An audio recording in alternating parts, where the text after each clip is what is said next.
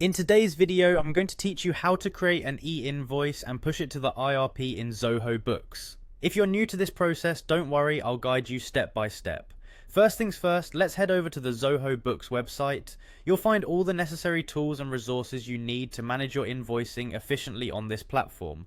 Once you're on the Zoho Books homepage, you'll want to locate the Sign In button. It's usually at the top right corner of the page, and it's your gateway to accessing all your Zoho Books features. Go ahead and click on Sign In.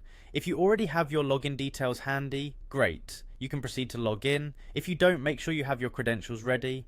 After logging in, navigate to your Zoho Books homepage. This is essentially your control center for everything invoicing. From here, we'll move on to the next step. Look for the tab labeled Sales and click on it. This directs you to a section dedicated to managing your sales processes, including invoicing, payments, and more.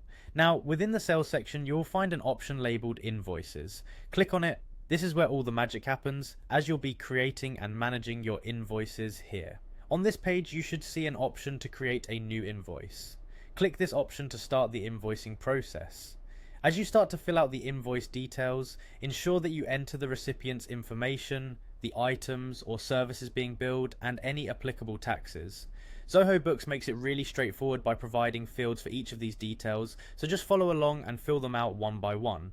Once your invoice is all set up, check your entries to make sure everything looks accurate.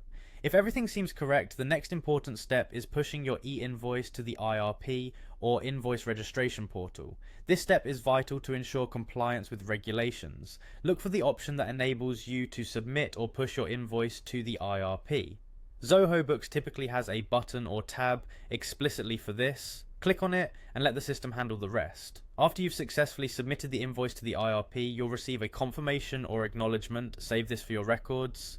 And there you have it, a fully processed e-invoice right from Zoho Books. I hope this walkthrough was helpful for you.